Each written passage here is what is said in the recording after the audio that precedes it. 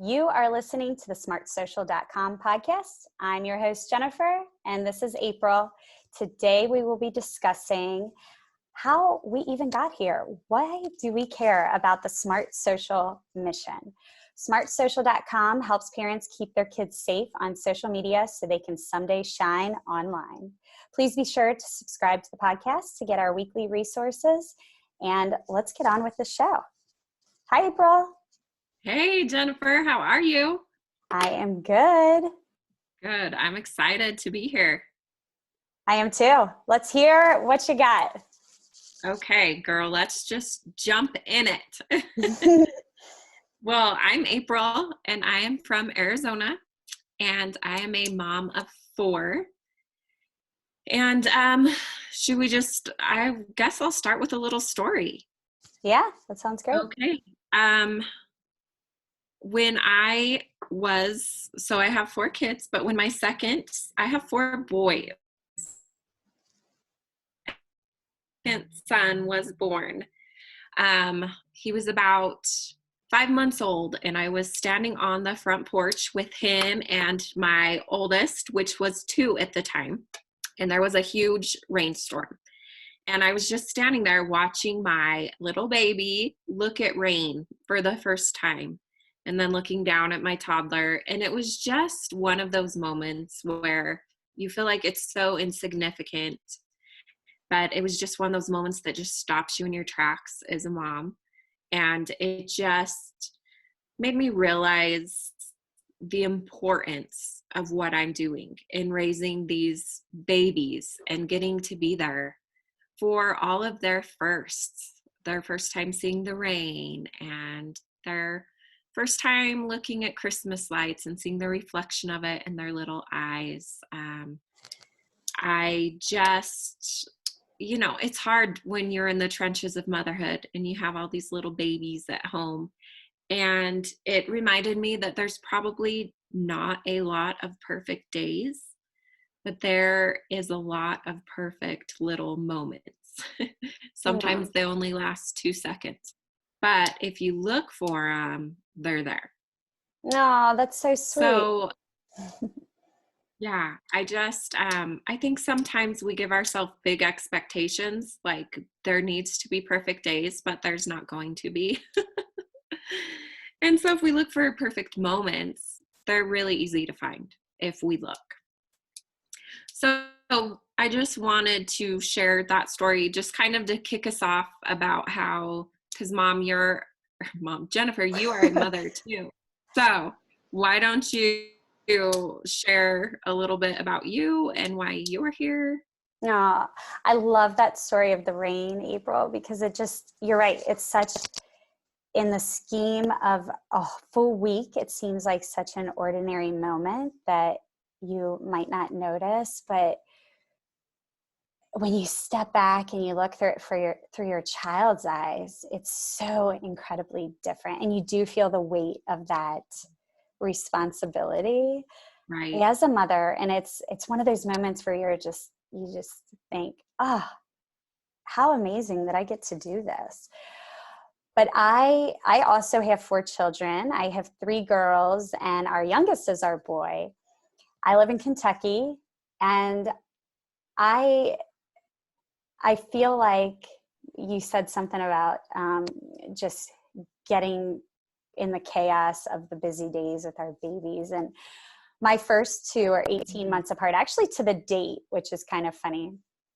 And wow. I know. And when my second daughter was born, I remember being so excited because I was going to have 2 girls. She was going to get a sister. I never had sisters. I have 3 brothers. So I was really excited for that. But let's be real, I was raising 2 babies. It was quite the crazy life. And I can remember many days just putting each of them in their cribs safely, and then walking out on our deck and shutting the door and just crying, or just staring out into the backyard and thinking, how am I going to do this? But I regain my composure and go back in. And when my oldest was 3 and my second was 2, Matt came home from work one day and he told me about one of his customers who told him that he would take each of his children alone on a vacation for a weekend the summer that they were 16. And he said, do you want to hear why they do this? You're going to think this is crazy. And I said, yeah, tell me. And he said, well, he says you only get 12 summers with your kids. And I thought, 12 summers? No way. You get 18. You get 18. And he said, nope, you get 12, because the first couple summers, you're just trying to keep them alive and you're not really making those mutual memories. And then by the time they turn 14, which is 12 summers later, they just want to be off with their friends and kind of doing their own thing. And he said, you get 12 summers. And it just hit me like a gut punch. And I thought, okay, I have been just taking these days, definitely not enjoying every moment the way I should. Although, I certainly did, but I just thought this is going to change my perspective on motherhood. And it really did. I remember that as such a formation point in motherhood for me. Mm-hmm. Yeah. Ugh, I love that story. It's interesting how we have these little moments as mamas that just hit us. So it sounds like we've both had a couple of those for sure. So fast forward to today. And as I said, I added 2 more babies. I'm a mom of 4 boys. And I had another experience about a year and a half ago that really rocked me. I got to a place for motherhood where I felt overwhelmed, and also enter the past 10 years as small screen use has exploded on the market. And one night I was tucking one of my kids into bed, and I looked down into his eyes, and I realized it was the first time that day that I had made eye contact with him. And it just rocked me. And it was mainly because my eyes were down in a screen most of the day, and so were his, along with the rest of my kids. It's sometimes hard to admit that now, but that is what had happened. And it took the stillness of that moment for me to sit back and realize, okay, this is a problem. I only have so many years with my babies at home. And do I want to look back and, have regret that I gave my device more love and attention than I did my children? And so I just started that night a journey that would take us to be screen-free for 6 months and then slowly add screens back in. But then also in that journey came my business, the Screen Safe Project, and speaking in schools and communities, just about having balance with technology in our homes. And just I always say, when we know better, we do better. And I just didn't know. And so I am just out there sharing my message. I know that you also had a story, Jennifer. I wanted you to tell it because I love it. Well, I love your story. I will share mine. I love yours, April, because I think it could be anyone's story. You weren't seeking that out. I mean, you went from knowing how important all those moments were, like the raindrop moments and the Christmas light moments, and it was just a slow fade. And I think it's incredible how you just so strongly felt like, you know what, we're not doing this anymore, and we're going to make a change with it. And Yeah. even more incredible is that you're sharing that with people, because people need to hear that it's real life. You don't have to be anyone special to Right. make these decisions, and that it can happen to anyone. So Yes. I had a moment as well where I saw all the potential for what screens could do. So mine goes like this, fast forward as well. And I started my story with 2 kids, and then I had 4 kids. So about 4 years ago, we went to a restaurant after church, and we were having lunch, and it was a beautiful day. We sat on the patio, and we had our kids. My youngest was 9 months old. My oldest was 8, and we were having a great time. And I looked around, and I just saw so many families who were with each other and not present, because they were either mom and dad were looking at a screen while the kids colored on their placemat, or there were kids who had DVD players or iPad screens at the table. Yeah. Then there were even the other tables who were just having all their side conversations going on. And I remember leaving that restaurant, and I looked at Matt and I said, there has got to be a better way. I do not want to raise my kids in a world where we always feel our face-to-face communication is going to be threatened. And I didn't know what that meant, but I had the seed planted from that critical moment. And it wasn't the first time I had noticed this at restaurants or anything, but it just was really heavy on my heart that moment.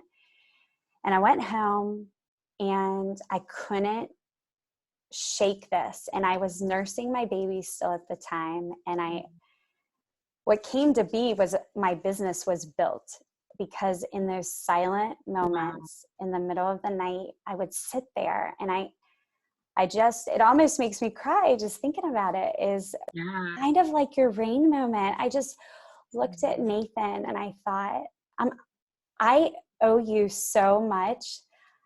I'm not raising you where I can already see that we're going to go into sports activities and other after school activities and screens eventually, because my kids are going to grow up and want them, and, busy with work and all these things. And I thought, I'm going to do something about this. And what I realized was, if communication is breaking down within families, the family itself is going to face a threat of breaking down. But where do you meet these people? Well, the one place that is always guaranteed in a home to talk is at the family dinner table. Now, I realize that doesn't happen for everybody, but we all have to eat, so it can happen. We just have to make it, which is another story. But if that's where people are meeting, let's meet them in a way where conversation that digs deeper is actually easy, and we can get to those meaningful moments quickly. So long story short, I ended up creating a whole business around conversation starters on stickers, and I launched with Together for Family Dinner. My business is Together Moments, and that was 2 years ago when I launched. And I have since added a date night game and some other things. But my whole mission is, how do we keep face-to-face communication more simple in our families, where we all want our families to be strong, but we have all these distractions coming at us all the time. Because I'm telling you, I have 4 kids, but we are very busy. We don't limit all their activities, because they have some things that they're really interested in that causes us to be taken away. Right. But we have to make those moments that we do have together quality, and not focus so much on quantity all the time. And there is a way to do it. Yes, I love that so much. And I forgot to tell you, I actually got your book in the mail last night. And so I'm so excited to start using it at Yay. family dinners because I preach device-free dinners. And I love what you say about quality over quantity, because I think sometimes as moms, we put so much pressure on ourselves and we have all these expectations that are usually never met. And, we want it to be these big things, but really it's a lot of small things like dinner. Just the quality of, if it's 20 minutes that you give your family your undivided attention. And I love that this book gives you a way that makes it easy. You don't have to overthink it. And it's so fun. Give everybody a sticker and let's talk. So, and put all your devices in a different room. Yes, I think that the small moment thing, they are there during our days. Mm-hmm. We just have to find them. But like your story, April, Mm-hmm. you had something massive in the way from you even being able to see them, and not Right. by your fault. It was just a Right. slow fade. It's just Mm-hmm. such this gray area that all of a sudden becomes black, and you're like, when did I get here? What the heck happened? Which is what I could foresee. I just, for that moment in my life where that was a breakthrough moment at that lunch at the restaurant, I thought, I can't go down there because I see that it's such a threat. Yes. I call it being alone together. Mm. Like the families at the restaurant and everybody has their face down in a screen. We all the research I did, and learning about how these devices put dopamine on your brain, and we as adults, we are not above that. It dumps or floods our brain with dopamine just like it does a young child. And so, like you said, it was just this slow thing over time that took control. But so here we are in separate parts of the country, living our lives in different ways. Yet it's actually pretty incredible when you think about that we are moms, that we came to the same conclusion from, these steps and these little experiences in our days of motherhood. And I think the conclusion that we both came to is that we're desperate not to let the distractions Mm. win. Absolutely. Yes. Yeah. It's, Yeah, it's pretty incredible. and I think, I mean, if I talk to a panel of moms, I'm going to guess we all lay our heads on our pillow with those same thoughts: is how did I not make the most of today, or where did that distraction come in? And I definitely think for us moms in particular, it's a little bit of that mom guilt playing Oh, on yeah. our minds, even when we do it all well, right? We Mm-hmm. always have that, oh shoot, but maybe I should have put out the prettier napkins at dinner. I mean, not that, Mom but guilt is right. fierce, for sure. I do not put out, my kids are lucky if they get an actual napkin at dinner, because no one refills the napkin container on the table. Yes. Mm-hmm. But yes, I think we all would agree. We know what distractions do to our family, whether it's too many activities, too many screens, too little eye contact, whatever Yep. it is, we have all these distractions, and it's overwhelming, but it doesn't have to be, because I do think there's a better way. Yeah, I agree. I completely agree with you. And I think it's interesting, Jennifer, how we both had these, I guess we could call them epiphanies, or these little tugs on our hearts at quiet moments. You Mm, know, you said yours was in the middle of the night when you were nursing your baby, and mhm. mine was at the very end of the day when I'm tucking my kids into bed and the world is more quiet. And it makes you wonder if we tried to take that noise away a little bit more often and listened to those mom intuition moments, or like what is distracting us from those moments. I think a lot of times it can be technology for sure. Mm. And what is it that we need to listen to? Such a good point. Yes, I think that it's so ironic, isn't it, that Yeah. we our world is so noisy and we can't even hear the noise that's right in front of us. We have Mhm. to step into the silence. And yeah, I mean, what was it about that moment, April, as you look back? Why do you think, because surely that wasn't the first night you kissed your boys goodnight, but Right. what do you think it was about that one moment for you? Why did it come to you in that silence that night? Hmm. Man, that is such a good question. And I don't know if I've ever asked myself Ah, why it was that moment. you know, I write But like, conversation starters. I'm so serious. You should write a I book. dig deeper. That's it. Right? No one's asked you that? No one has ever asked me that. And I'm Interesting. surprised I haven't asked myself Yeah. that why it was that moment, other than it needed to happen. And Mm, thank goodness it did. Because if I do think a lot about if that moment hadn't have happened, what my family dynamic would look like today would probably not be a great thing. yes, because how old's your oldest? He just turned 13. Hmm. And so, I mean, it's such an important age to be present, and eye contact. It just seems like such a little trivial thing, but it's so important to our children. Hmm.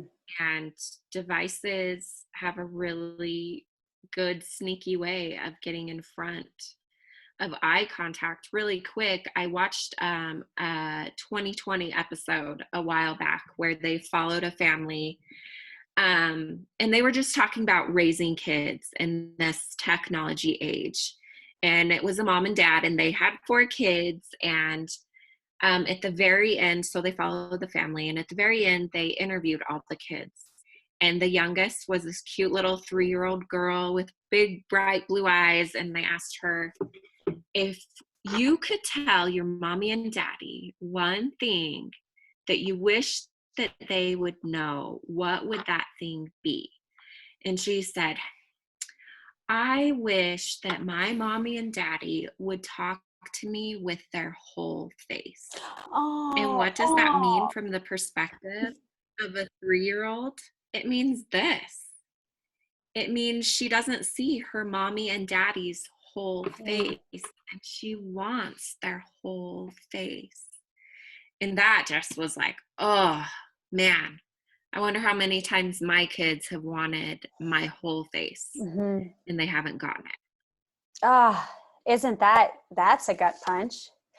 Eh, Oh yeah, for but you know sure. what else? I feel very convicted about that. Um, Sometimes even like not even if my screen's anywhere around, but if I'm just doing laundry or I'm trying to do the Yeah. dishes, and you know how it is with even if just Oh one yeah. child, but 4 kids, you got 4 demands at one time, questions. They want you to answer everything for them, help them. And you're like, no, let me just finish the dishes. Stop. And, Yeah. to notice all those interruptions. I have a friend who we kind of coined the phrase together, stop, drop, and fold. When you're doing something, Mhm. stop what you're doing, drop what you're doing, and fold your hands. because Oh, it I makes love you that. not pick up what you're doing. This is Christy Hayes. She's with Be Strong Story is her business, Okay. but she focuses on strong families as well. And she and I were just talking about how the temptation to not even just pick up your screen, but pick up anything, pick up your planner to write the appointment you don't want to forget about, or pick up the shirt to hang on the hanger or whatever, open the mail that's in front of you. And I have to do this all the time. Stop, drop, and fold. And I keep saying that to myself in my head because I love that. even, and the point is here, like you and I are two people who have chosen to make a mission on it and build a Yeah. business for something that we really believe in. And it's still hard for us. Like I still have to tell myself every day, stop and smell the moments, Right. Yeah. Yeah. And, there's no mommy guilt here whatsoever, because some days I go to bed and think, okay, I did okay. And then some days I'm like, oh, thank goodness I get tomorrow to do better and try better, because today was a hard day. It's just these little tiny things, like you said, the stop, drop, and fold. Oh my gosh, I love that. I'm going to start doing just these little things that we can implement. It doesn't have to be this huge life change that feels overwhelming when you're already in the trenches of motherhood. It's so many just little tweaks and shifts. It really is. I agree. If I could tell myself 10 years ago is what to expect is just, expect to have seasons. Don't put so much pressure on yourself, but do focus on that end prize, which is, I want to know that if my goal is to raise a strong family, that I did do well. It doesn't mean it was perfect. It doesn't mean I got it right every single time at all, but that I noticed my mistakes and I tried to make them better. And also that my family knows that I acknowledge any wrongdoing and that we work to make it better. And it doesn't mean it's going to be better immediately. Some things are always going to be harder for different families, and it's a challenge, but Right. I don't know. Yeah. Oh, I so agree with that. So I love that. I'm going to stop, drop, and fold. Make a sign that goes up on my wall. So I think leaving our listeners today with that, and with maybe just trying to give your kids eye contact more during the day, just a couple little things that maybe you can try and incorporate into your day or your week of the trenches of motherhood, as I like to call it. Yes, that's awesome. I think those are some good challenges. And I think this will be fun to just hop on here on Smart Social podcasts every once in a while and start just sharing our real sides from this journey that we're all on together. Absolutely. It's going to be an incredible journey for sure. So thank you for joining us today on the smartsocial.com podcast. Click the links below to get your free trial of our VIP Very Informed Parent membership program. With our 30 workshops designed for parents and students, the Smart Social VIP membership helps parents be informed so they can keep their kids safe on social media, so they can shine online. Click the link below to learn how to bring our message to your community. If you found this podcast interesting, please be sure to subscribe, and we will be back. You can learn more at smartsocial.com, and thank you for listening.